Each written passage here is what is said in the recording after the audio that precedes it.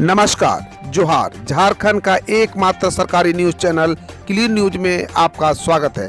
समस्या किसान से जुड़ा हो या हो पारा शिक्षकों का मुद्दा, हर खबर पर होगी हमारी पैनी नज़र। सभी खबर सिलेक्टेड और काम की है, तो वीडियो के अंत तक बने रहें। साथ ही आप न्यूज को किस गांव या शहर से देख रहे हैं, हमें कमेंट में ज़रूर बताइए। आज का लाइक हम 100 रखते हैं, उम्मीद है कि आप इसे पूरा करेंगे। और रोजाना पंचायत चुनाव का अपडेट पाने के लिए चैनल को सब्सक्राइब कर बेल आइकन को प्रेस करें। तो चलिए जानते हैं आज का मुख्य समाचार। झारखंड के सरकारी स्कूलों में बनेंगे किचन गार्डन, एमडीएम में शामिल होंगे सहजन के फल, फूल और पत्तियां। मध्याह्न भोजन को लेकर अब सरकारी स्कूलों में किचन गार्डन शुरू किया जाएगा। इसमें मोरिंगा यानी सहजन के पौधे लगाने हैं और मध्याह्न भोजन में इसके फल, फूल और पत्तियां का इस्तेमाल किया जाना है।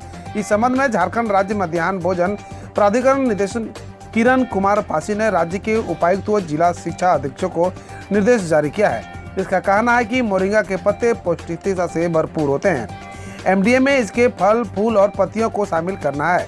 मोरिंगा को मुलगा, सिटी, सहजन या जोंकी के नाम से भी जाना जाता है।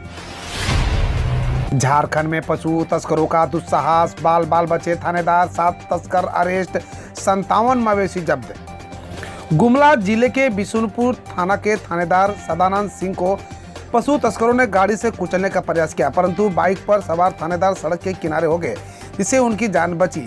थानेदार को कुचलने के प्रयास के चक्कर में बोलेरो गाड़ी पलट गई।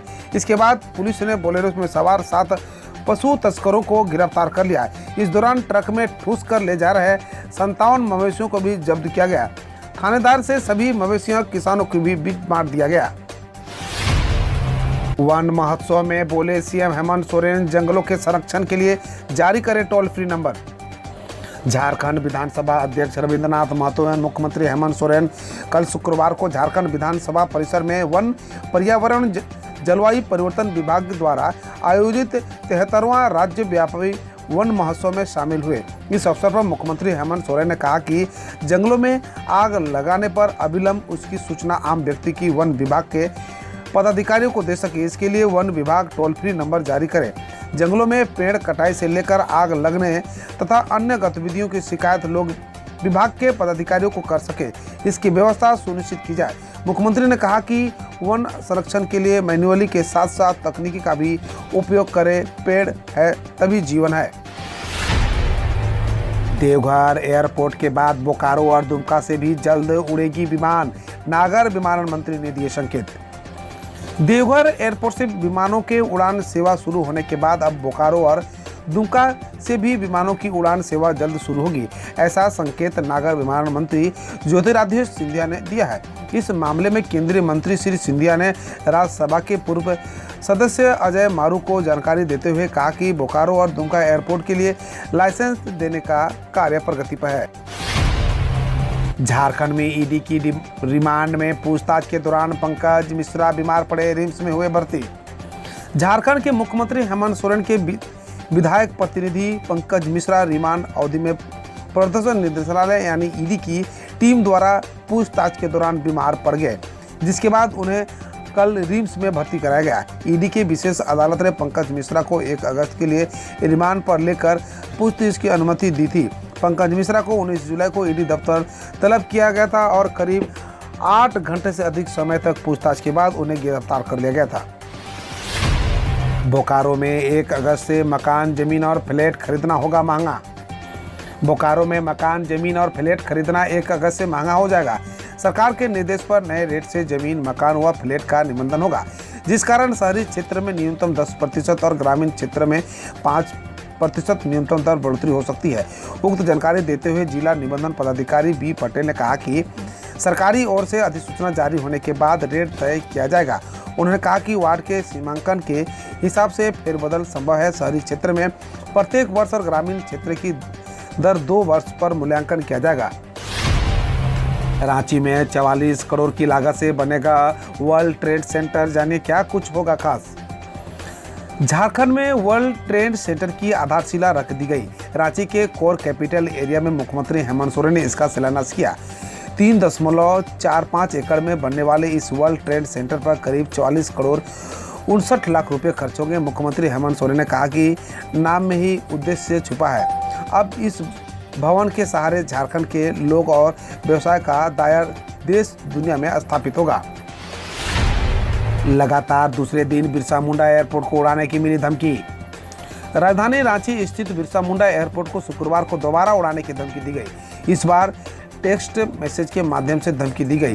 गुरुवार को जिस नंबर से धमकी दी गई थी उसी नंबर से धमकी दी गई है।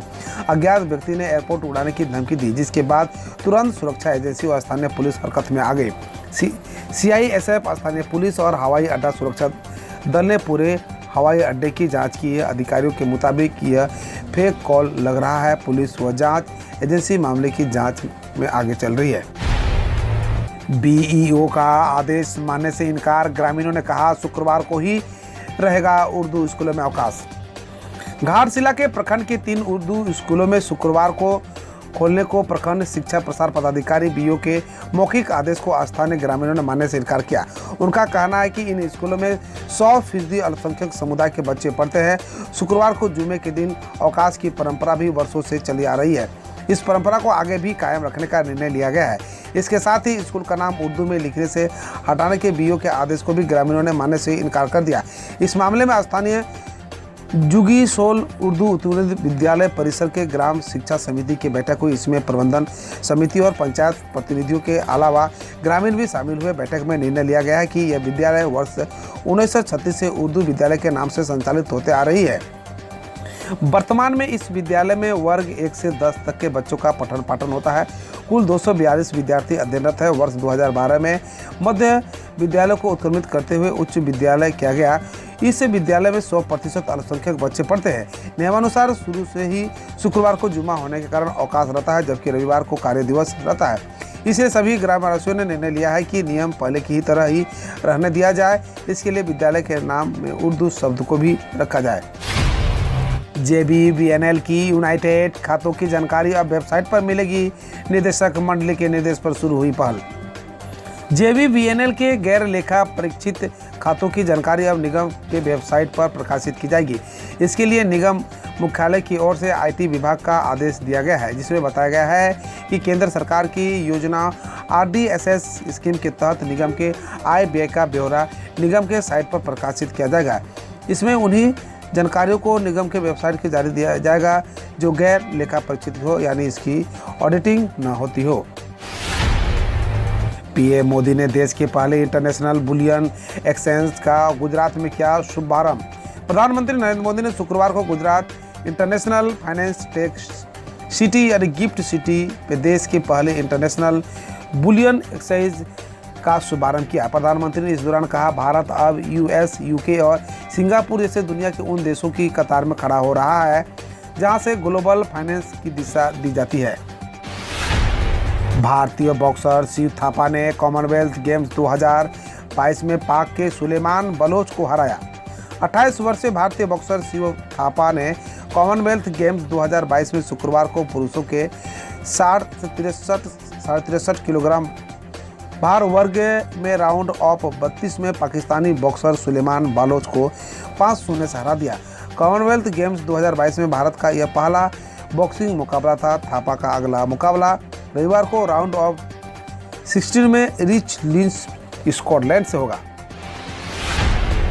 पुलिस कर्मी ने MP में बुजुर्ग की बर्बरता से की पिटाई घसीटकर प्लेटफॉर्म पर उल्टा लटकाया। मध्य प्रदेश के जबलपुर रेलवे स्टेशन पर एक वीडियो वायरल हो रहा था, जिसमें एक पुलिसकर्मी एक बुजुर्ग को बर्बरता से पीटते दिख रहा है। वीडियो में पुलिसकर्मी बुजुर्ग को दोनों पैर से घसीटकर प्लेटफॉर्म पर उल्टा लटका दिया है। जबलपुर में SP ने बताया कि आरोपी जिला बल रीवा का पुलिसकर्मी है, जिसे निलंबित कर दिया गया है। हरियाणा में रक्षाबंधन पर मुफ्त में सरकारी बसों में सफर कर सकेंगी महिलाएं। हरियाणा सरकार ने घोषणा की है कि रक्षाबंधन के अवसर पर राज्य में महिलाएं हरियाणा परिवहन की बसों में मुफ्त सफर कर सकेंगी। हरियाणा CMO ने शुक्रवार को ट्वीट किया कि महिलाओं के लिए मुफ्त यात्रा की सुविधा 10 अगस्त 2022 को दोपहर 12 बजे से प्रारंभ होकर 11 अगस्त 2022 रक्षाबंधन के दिन मध्यरात्रि 12 बजे तक रहेगी। 1 दिसंबर से तंबाकू उत्पादों के पैकेट पर दिखेगी नई फोटो। स्वास्थ्य चेतावनी भी बदलेगी। केंद्रीय स्वास्थ्य मंत्रालय के मुताबिक सभी तंबाकू उत्पाद जिनका निर्माण, आयात, पैकेजिंग 1 दिसंबर 2022 को या उसके बाद होगी, उन पर एक नई फोटो के साथ तंबाकू यानी दर्दनाक मौत स्वास्थ्य चेतावनी छापनी होगी। निर्देशानुसार जिन तंबाकू उत्पादों के निर्माण, आयात, पैकेजिंग में 1 दिसंबर 2023 को या उसके बाद होगी, उन सब पर फोटो के साथ तंबाकू सेवन यानी अकाल मृत्यु स्वास्थ्य चेतावनी छापनी होगी। जहरीली शराब से हुई 42 मौतों के बाद 2500 लोग किए गए गिरफ्तार। गुजरात के एक वरिष्ठ पुलिस अधिकारी ने बताया कि जहरीली शराब से हुई 42 मौतों के बाद कम से कम 2500 लोग गिरफ्तार किए गए। वो करीब 1.5 करोड़ की अवैध शराब जब्त की गई।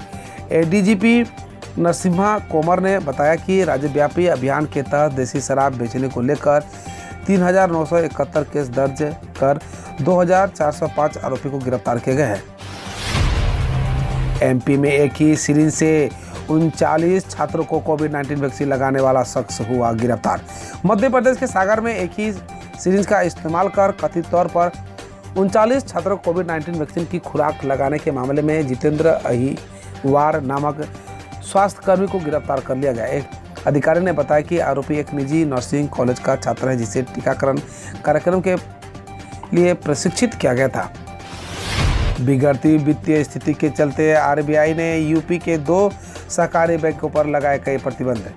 आरबीआई ने गुरुवार को उत्तर प्रदेश के 2 सहकारी बैंकों लखनऊ शहरी सहकारी बैंक और शहरी सहकारी बैंक लिमिटेड सीतापुर की बिगड़ती वित्तीय स्थिति को देखते हुए बैंक पर निकासी की सीमा सहित कई प्रतिबंध लगाए हैं।